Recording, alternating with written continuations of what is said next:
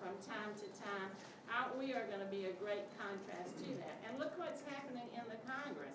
In the House, we have, we can't even elect a Speaker of the House. You've got a handful of people who want to hold the government captive. They want to shut down government over something like women's health issues. They are using a government committee, and they admitted themselves to attack the Democratic front runner and bring her numbers down. I mean, this is not the way people want government to run. They have real problems. They care about education access. They care about income inequality. They care about immigration reform. And those are the things we're talking about. So that's why it's great to have this going on right here in Nevada, and appropriate. And I think starting tonight, we're going to move away from that entertainment stage of the campaign as people start to really hear what we can do to help them with those bread and butter issues. So thank you. I'm Roberta Lang. I'm the chair of the Nevada Democratic Party, and welcome to Las Vegas and the state of Nevada. We are so happy and honored to have been selected by the DNC to host the first debate here in our city. We are so glad that Luke and Dolte and Teresa are here today, because they are the real people that are putting real faces on the policies that are important in this presidential election, and the policies that the presidential candidates will be speaking about in this debate and other debates. And they impact the lives of many Americans, and their stories are important. And so I'm excited to know their stories even more. We've worked with them a lot, and with that, I'll turn it over to our first speaker. Well, and let me just take a minute to, first of all, thank you again, because one of the great opportunities that we have during all of our debates is the chance to organize and mobilize and get our activists focused on the work that needs to be done to spread out across states like Nevada, which is obviously a swing state, and make sure that we can draw that contrast and focus on getting voters turned out. And you know, Roberta and her team did a fantastic job of organizing a training yesterday that we used the debate as a jumping off point from. So thank you, Roberta, because you always capitalize on every one of these opportunities, and we can't thank you enough. So, but our purpose here today, as Congresswoman Titus mentioned, is to focus on real people. Focus on how real people would be affected by the policies of Democratic candidates, benefit from having gone through 67 months of job growth in the private sector, focusing on that we have 17 million Americans in this country who now have access to health care that didn't before. Focusing on making sure that we preserve the safety net, the retirement system, so that we don't have our retirees fall through the cracks through Republican policies that would end Medicare as we know it, or move towards privatization of Social Security. So, the best way to do that is to have you meet real people who would be impacted by the two different directions that we could go as a country, if in the event that that voters choose one party over another in terms of their presidential choice. So, with that, I want to introduce Luke McCarthy, who is a career firefighter, and who's going to talk about the impact of Republican policies on working folks, and contrast that with our candidates' policies on making sure that everybody has an opportunity to succeed and reach the middle class. My name is Luke McCarthy. I've been a firefighter here in Clark County for a decade. Prior to that, I was a firefighter in Arlington County, Virginia, home of the Pentagon. I was in D.C. on 9/11. I was not on duty that day. All told, I've been a firefighter since 1999. I started out in Georgia. I've worked for 4 different departments in 3 different states. The only one with a union contract and collective bargaining and binding arbitration is here in Nevada. You guys share this broadcast with her handle. You saw former Governor Walker just leave the Republican field, but he made a speech a couple days before he dropped out, trying to get rid of national labors and get rid of the National Labor Relations Board. It's something that we're against. I've seen an incredible jump in call volume in the past 10 years. I've seen a lot of my brothers and sisters in the union go through foreclosures, we just talked about. We've seen a 48% increase in call volume with only a 3% increase in staffing. But yet I still hear Republicans calling to make government lean. We are the leanest fire department in the United States of America. I'll give you an example. FDNY has more firefighters. They have over 12,000. We have about 600, like 150,000 plus calls per year. So if each individual firefighter could theoretically mitigate each call, we're doing over 200 calls per guy per year. No other department comes close. We've seen 67 straight months of positive job growth. We're excited about that. We're seeing the housing market come back, but we're also seeing the boom come back. We're also seeing us continue to be lean. And we think when the Republican Party says we should take away collective bargaining, take away unions, take away the right to get a contract, take away our health care benefits, it really does trouble us. We do have a lot of issues to work on. One of them, for example, the Cadillac tax. We hope that that gets taken care of. I want to thank Congresswoman Titus for being very early on board with that. I'd be happy to answer any questions. I really do like raising my family here. I know I speak for all my brothers and sisters when I say that. You're actually in our jurisdiction right now. So the Clark County Fire Department represents the Strip and most of the rural areas, kind of in and around the Strip. The city of Las Vegas represents downtown. If you get down to Fremont Street, they're great. I know lots of guys and girls in that department. I consider my brothers and sisters. I'm happy to serve. I'm proud to serve. Most importantly, having a union contract really means a lot to you, brothers and sisters. Thank you very much for being here today. Thanks so much, Luke. Next, I'd like to introduce Teresa Crawford, who is a retired healthcare worker and someone who has been on the front lines of the old way we used to handle healthcare in America and the new way. Again, 17 million Americans who have access to quality, affordable healthcare. Every single candidate on the Republican side of the aisle would repeal the Affordable Care Act. Their debates have taken place around who would do it quickly enough, who would yank it fast enough, and that affects not only women like me, who as a breast cancer survivor would be dramatically impacted before the Affordable Care Act. Women like me with a pre-existing condition, anyone with a pre-existing condition, could be dropped or denied coverage at any point, and you would live in fear of waiting for that other shoe to drop, praying to God you don't get sick again, hoping that you can get the health care that you need while you have health care coverage. But there were women that lost that coverage in the midst of treatment, and that is prohibited by law today. And so healthcare workers, like Teresa, understand the impact not only on patients, but on how we can make sure that when you're sick, you can afford to go to the doctor, and you have an opportunity to make sure that you take health off the table. And I can tell you, just having been raised by two wonderful parents who always have said to me, Debbie, if you don't have your health, you don't have anything. Having faced that in my own life, and skipping along through life, feeling like, I was invincible, until one day you realize you're not so invincible. That's the fear in the hearts that Republicans are striking, and it's unacceptable, and we're going to put a stop to it when we elect our party members. You're welcome. Thank you so much. I'm a retired nurse after more than 40 years in the field, so I have most of my experience within the bad old days before we reformed healthcare. I participated in the fight to reform healthcare by campaigning for some kind of healthcare reform. That's how it was in 2007, 2008. We demanded that all of our communities address the issue of healthcare reform. Before President Obama signed the Affordable Care Act, like he said, a very high rate of uninsured. And over the years, I saw the tragedy of that myself over and over. Some people would come to the emergency room with treatable conditions that had turned into catastrophes, and that's heartbreaking.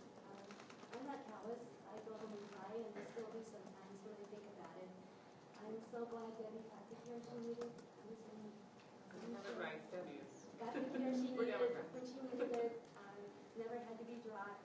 Was able to complete her treatment. There was one time when I was canvassing in 2008, and a woman on the door was crying because her husband had passed away. She lost her health insurance. She was living in fear that her breast cancer would return and she wouldn't be able to receive treatment. And she was crying, I cried, we cried together, and I promised that as a healthy person, I would do whatever I could to make sure that affordable care, some type of affordable quality care, would be extended to her if she could need it. People were forced to maybe stay in jobs they didn't like to keep health care because they had pre-existing conditions or their children did, and they couldn't carry on. There's a story, these aren't specific people from a composite, I have to maintain privacy. If you can imagine driving to the emergency room and sitting outside with chest pain because you're afraid it's a heart attack, but you don't want to go in and incur the $20,000-$30,000 bill. Thank goodness that man's wife, they didn't go in. It was a heart attack, and he was treated, but again, since it's before the Affordable Care Act, I don't know what happened after that. We used to search for some kind of air source for patients, interview them. I would help them fill out the forms when they arrived at the hospital needing health care. It usually was like a month-to-month system that nobody could manage. Who can manage going in and filling out the paperwork every month? Right after the Affordable Care Act was signed, the first thing that happened right away. Children with pre-existing conditions could no longer be denied or dropped. That happened immediately. The donut hole, where seniors fall into a gap in coverage and would be out of pocket for maybe $5,000, which would encourage them not to purchase drugs if they needed. That's closing, and I believe it will be a thing of the past very soon. Women were charged more than men. That's over. That's over. We're just like, women with a pre-existing condition. Oral contraception is now covered, all contraception and all aspects of women's health are covered in every Affordable Care compliant policy. So you're no longer treated like a special person that should pay extra for care that you need to be healthy and conduct your life in dignity. My special interests are diabetes and hypertension. Those really chronic treatable conditions. And typically, you have people in their 40s, 50s, or 60s, too young for Medicare, maybe making too much money to be on Medicaid, and not able to get consistent care, and those conditions just turn into catastrophes over and over again.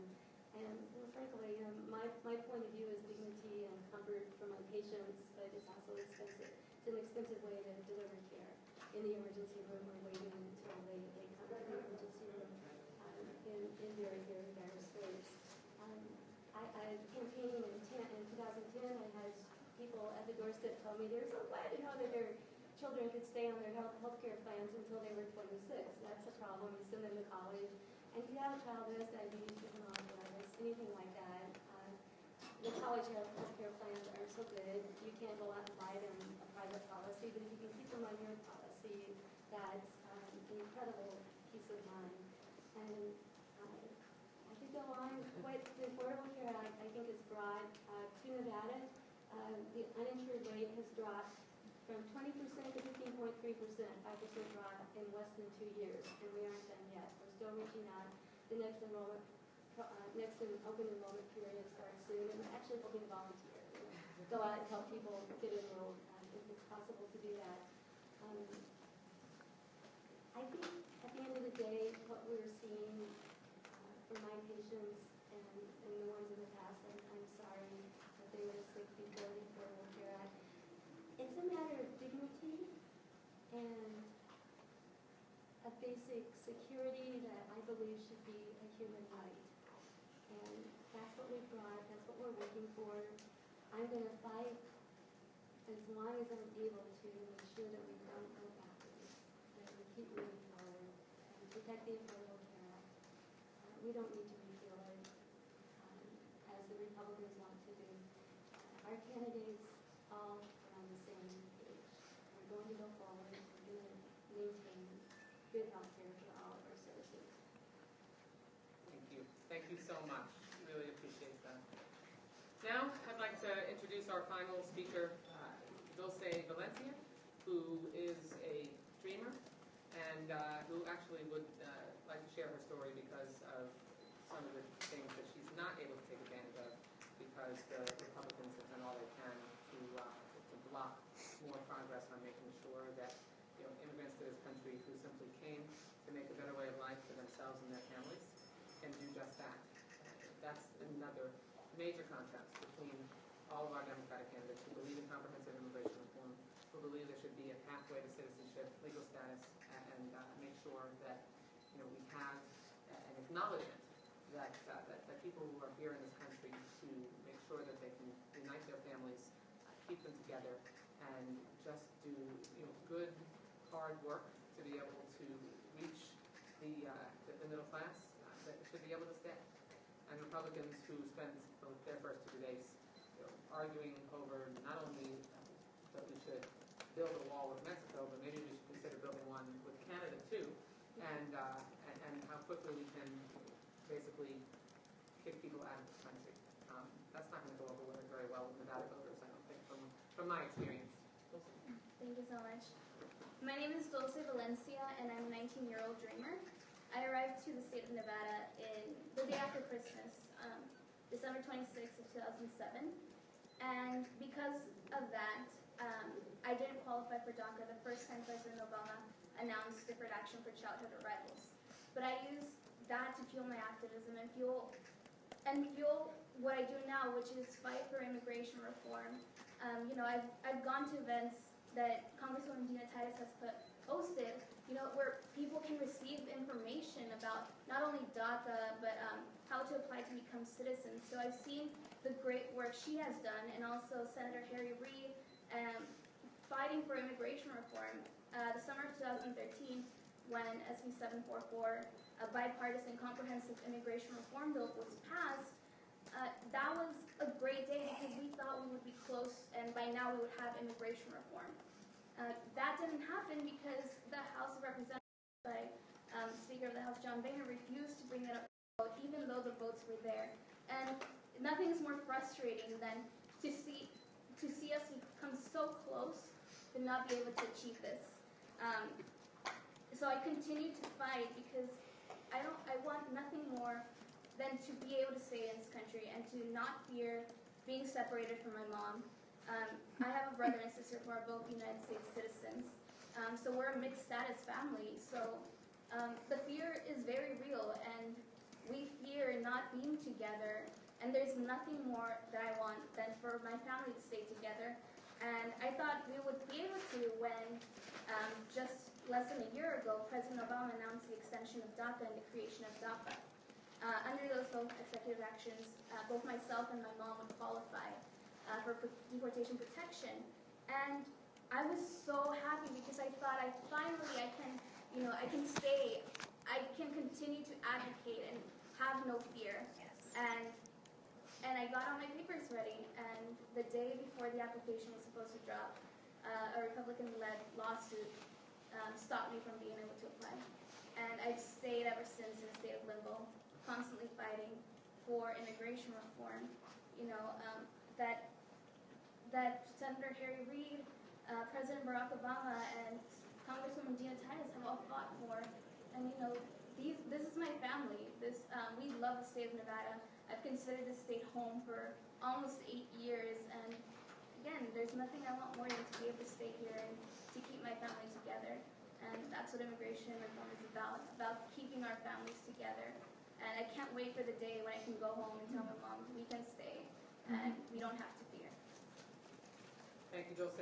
Thank you to each of our panelists. And really what we wanted to do this afternoon is continue to highlight the very stark contrast and the clear choice that Americans will have leading into the general election next year between any one of our candidates in the field who are going to continue to talk about making sure that we can build on the progress that we've made over the last number of years, and any one of the 15 candidates on the other side that really right now appear to be led by modern-day P.T. Barnum in Donald Trump, who are focused on taking us backwards. And by any measure, their agenda would take us backwards. Raising taxes on the middle class to pay for tax cuts for the wealthy, turning Medicare into a voucher system, being incredibly dismissive and offensive and insulting to a large variety of minority groups. I'll take you back before I close. I'm really happy to take some questions.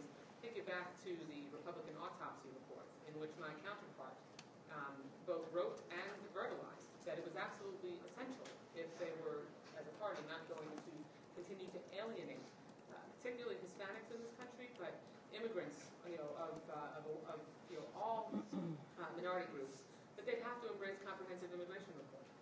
And you've seen exactly what's played out on their side of the aisle. They continue to dig in on their extremism, to do everything they can to alienate minorities, alienate immigrants to this country, alienate women, alienate the LGBT community. The American people want a president who will move us forward, who will embrace the idea that we all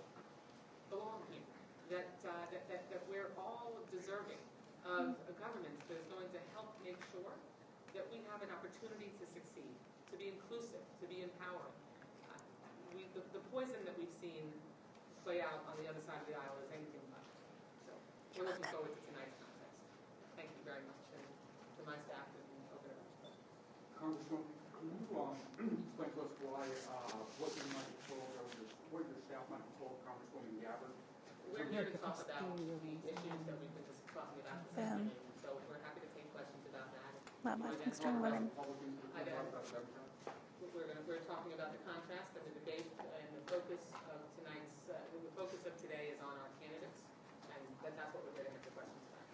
Yes. Congresswoman, Larry Lessig, as you know, is a candidate who's clamoring to get into the Do you guys have a question I could try to ask? And, his issue is campaign finance reform. Why was he not allowed?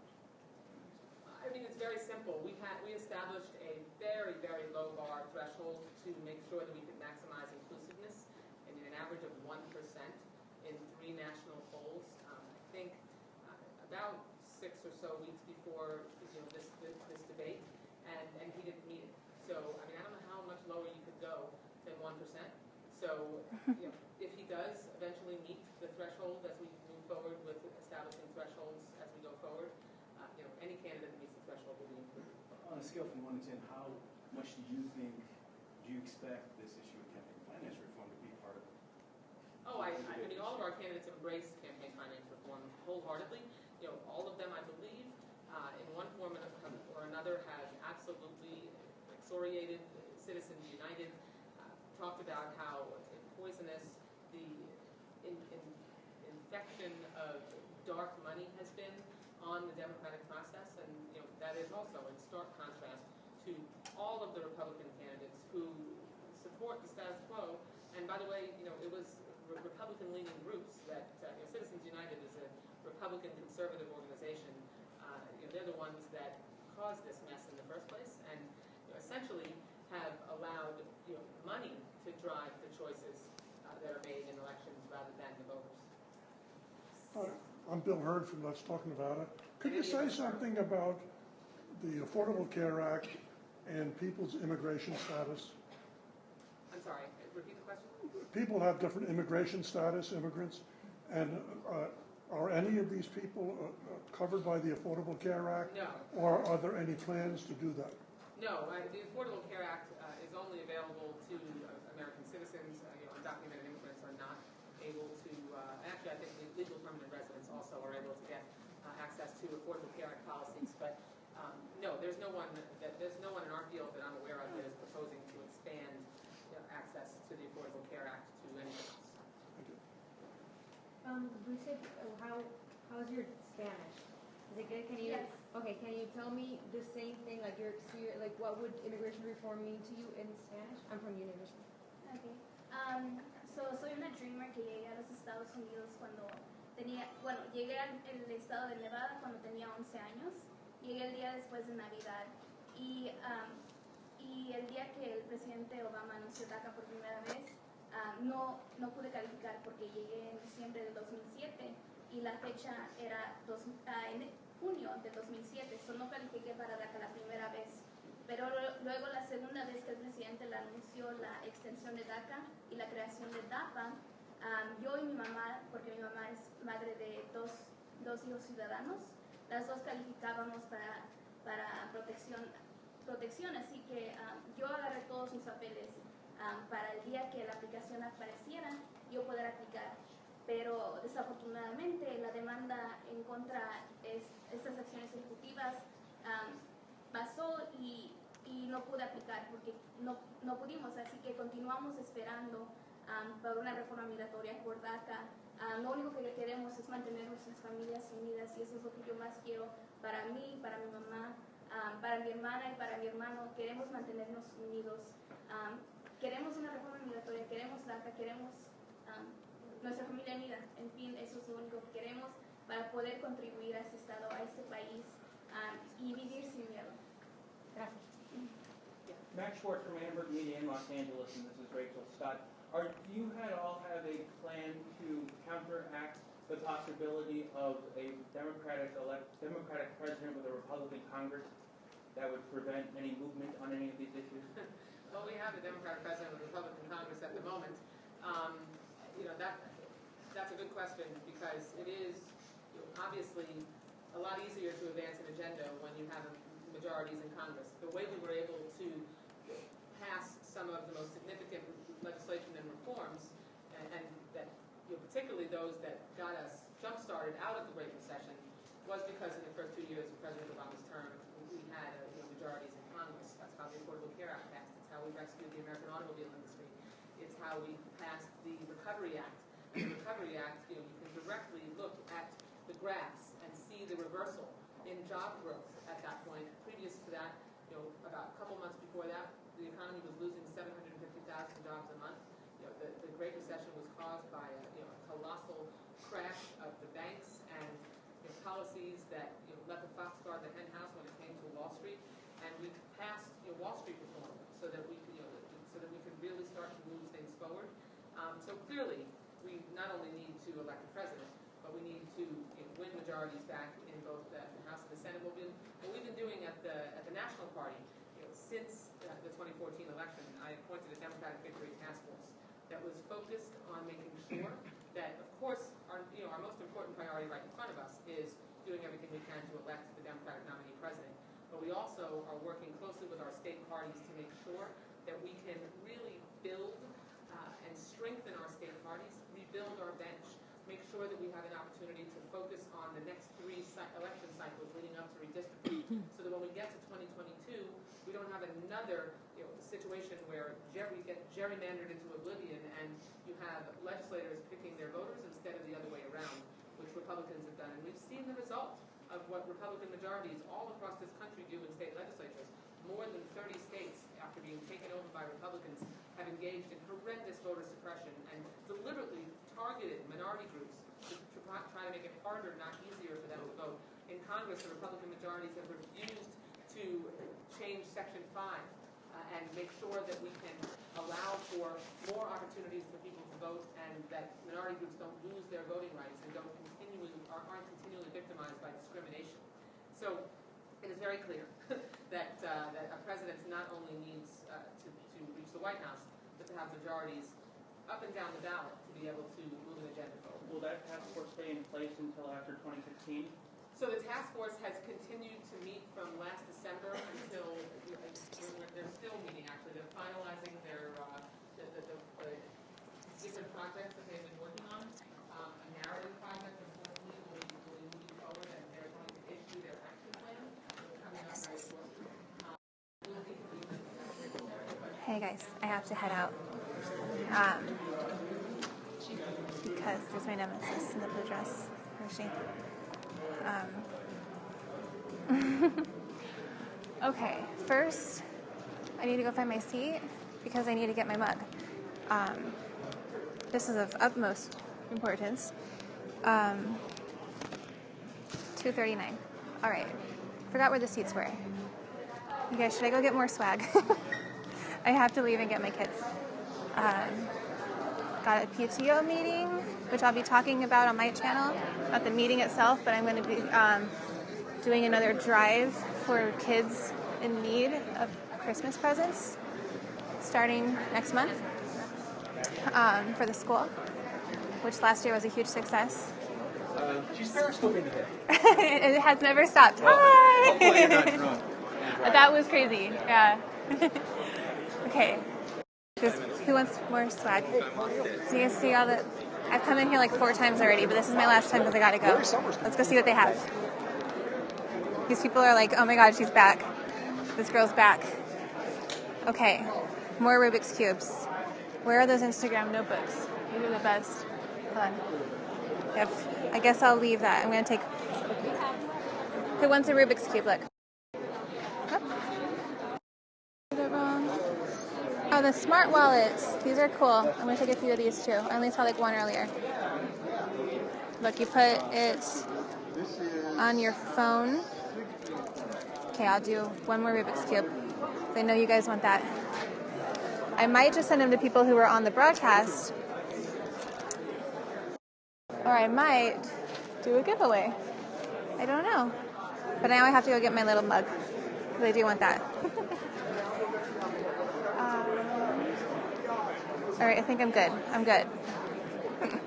Okay. Getting busier, but I got to go. I've got to go. I got to go. People preparing for interviews. Let's go find that room with my seat and get my mug. And then you guys can walk with me out if you want to. Was it the beginning or the end?